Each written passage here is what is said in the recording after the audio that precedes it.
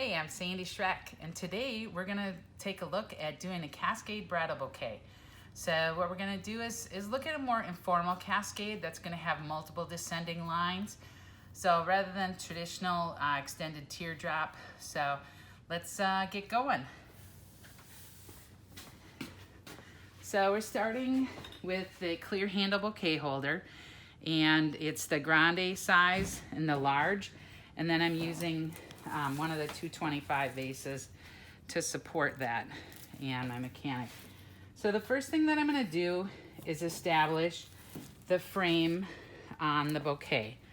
And so I'm coming right down right above that plastic line there and doing a frame. And so this is going to come to the back, and that's going to be my drop down. So I'm making sure that that line is connected through the bouquet. And next we're going to add some lily grass here that is going to just extend that line a little bit more. Same insertion place where I'm just coming right down on the back side of that bouquet. And so just coming in, and so same thing, coming across here and then coming across here that it looks like one line connected. So with the descending pieces, sometimes you should add some of the Oasis glue, and so this is floral adhesive. So you could add some glue at that point right there on your bouquet holder for pieces, especially cascading pieces that are going all the way down the aisle, and so that you don't end up with some pieces that drop out. So then on our Italian ruscus, we're gonna take and make some cuts. And so that you can see how I cut that stem. So then I can use some of those pieces, side pieces, up into the bouquet to get a little bit more depth and dimension here.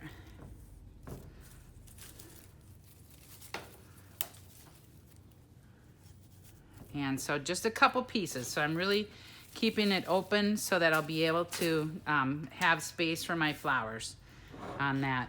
Next, we're gonna add in the Fatsia Aurelia, and this right here is going to come in here. Same kind of insertion where I'm really doing it right down on the back side of that container. So grabbing a couple of those smaller leaves, but that way that'll finish that off really easily with not a lot of insertions. And so there you can see our start of our whole base and of the Cascade Bouquet. So now we're gonna start sticking in some of the softer stem flowers. In this bouquet, we're actually gonna use some calla lilies, and so those I'm gonna come in with next. And one tip that I wanna show you here is to take the stem, and so here I want to take it and bring it here. So I'm going to take it and lay it over the top of the bouquet holder and use my fingers to mark where that insertion is going to go in. Okay, so that's going to go in there. I'm going to cut it here so that I know that I have that much that's going to be going into that bouquet holder. And okay, I just messed that up, and so I'm gonna bring that one in for my secondary flower here. Coming in and start over with another one. Things like that happen. So once I put a hole in there, I don't wanna go back into that hole. I wanna go into another one. And so that I keep that line together because the foam's been compacted, and then it's more likely going to fall out. And so you really want to have a good insertion on these pieces here. And if you do get a stem that does get too short on you, what you can do is insert the chenille stem into here to extend that stem, and that calla lily will still drink with the chenille stem.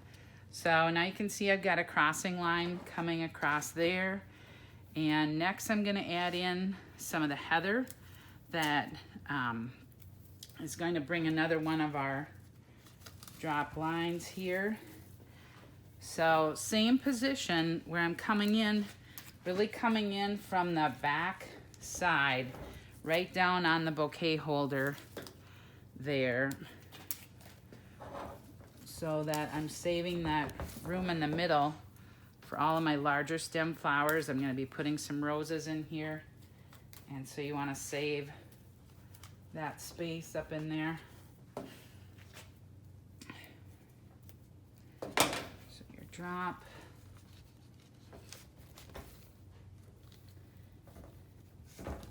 Just reinforcing the lines.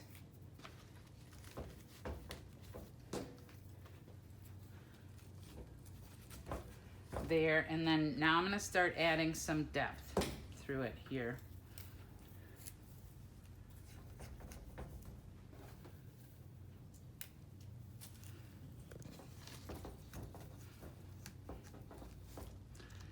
So you can see the flow on that.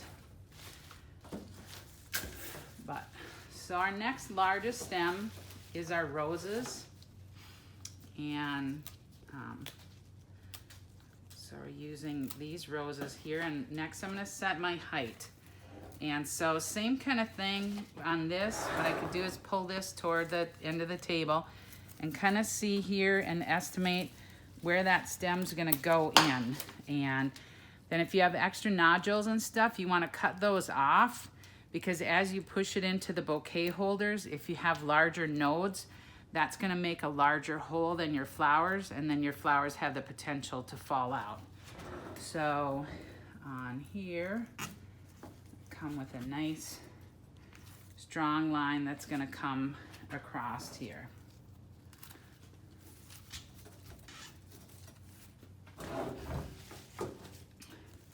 On the rose, I am going to do one that's going to come forward and drop. And that right there, that rose should definitely be one that has floral adhesive added to it.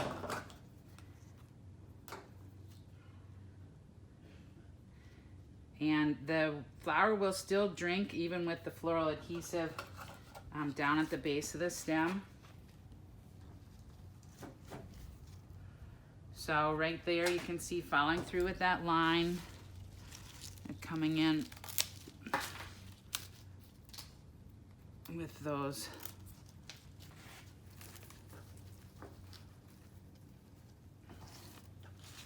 flowers there. And then let's just take a look. So we want to go, and then I think I'm going to bring that one right into there. So sometimes you need to pick up the bouquet and just see how your lines are going. These have a great amount of foliage, so I'm just cleaning off a little bit of that.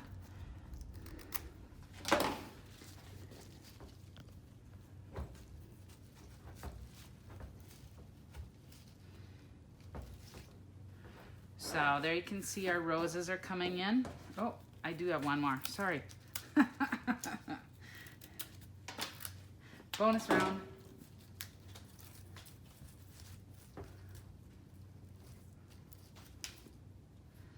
Come there. All right. So our next flower that we're going to add in is actually stock. And so sometimes on stock, you can actually cut the flower into a couple pieces. And so here I'm going to just show that example. So there I have a smaller piece that I'm going to be able to use more as a cluster flower instead of a line flower. It becomes more of a mass flower. Put those together. Stock is very fragrant, and so is a good flower to use in some of your bridal bouquets, as long as you don't have any allergy issues with your brides. And so here you can see what I'm doing is coming a crosswise line coming the other direction. Here, and then we're going to come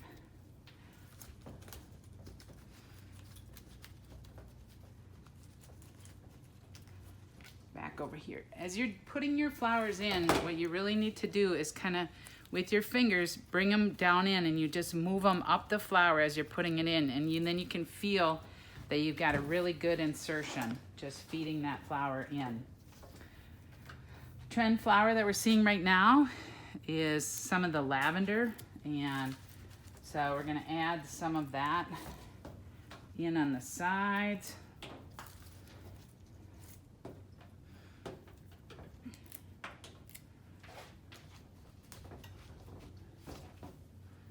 And I said at the beginning, it's kind of an informal cascade. And so that's what I'm doing, is adding those additional lines and patterns through the bouquet. So I've got a line coming here, the roses coming here, stock coming here, and then some of the lavender doing another crossing pattern. And so it's kind of a way to get that updated look that we see in some of the more informal bouquets, the hand-gathered bouquets. But using a bouquet holder, what it really does is give me control of my flower placement. And so I can really get that depth and separation on those flowers to be able to really get a lot of impact. Our next flower that we're adding in is some spray roses.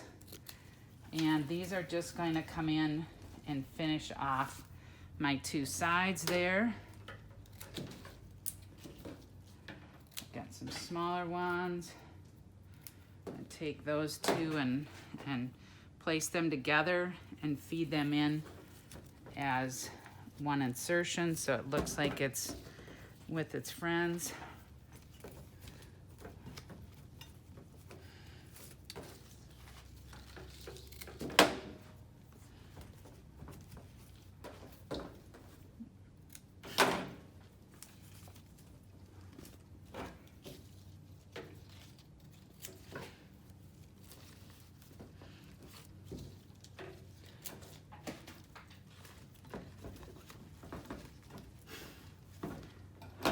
So another one of the keys that you want to look at here is that you have a good pattern going. So I've not got a real flat surface that I'm looking into. You can see the depth and movement that I have on that bouquet coming from the side here and the other side, so that it's finished all the way through. So our next tip that we're gonna do is add in a little bit of the Israeli ruscus. So here I get a lot of coverage for not a lot of insertion size. So I'm just gonna cut up that stem, and so that some of those hidden ends are sideways, and just bring that in, cover up some of my foam holder there, but just one stem kind of cut up into some different pieces is really gonna help hide any of the exposed foam yet at this point.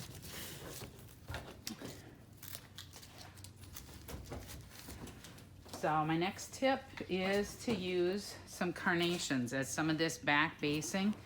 So I'm using a similar color to my roses, and so the roses are out on top, and then I'm using some of the carnations deep in the same color family. And what it kind of registers with the consumer's mind is they see the rose on top, they see the color underneath, and it indicates kind of more roses. But this is a variety of Nobby, N-O-B-B-I carnation. So we have a couple different varieties of carnations that we're carrying right now, and I think carnations kind of get the undervalued and a little bit pushed aside by some people, and there are some fabulous colors and textures, and they're just a really sturdy value flower, and I use it a lot of times in basing, and they're just stunning. And so you can see just how easily, when we come in with these in tight underneath, they're gonna add that depth. They're gonna finish off the sides of our bouquet holder and just clean that up so that you don't have to add a whole ton more foliage, and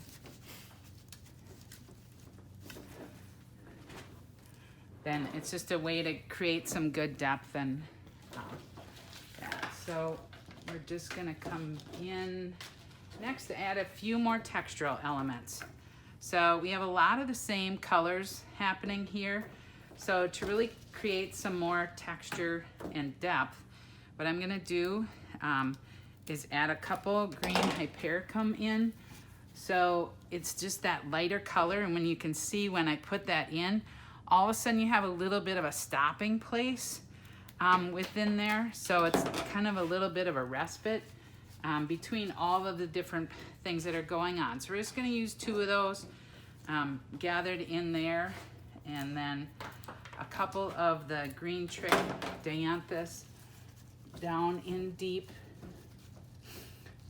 in here to just finish off some of those other spots where the bouquet holder might be peeking out.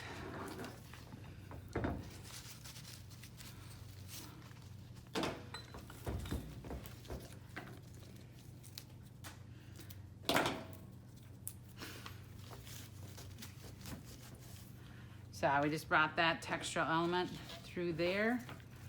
And then Orangium is another textural element that's kind of surprise. And so just adding in 2 little small stems on that, but just to add that little bit of a surprise element and something maybe people haven't seen before.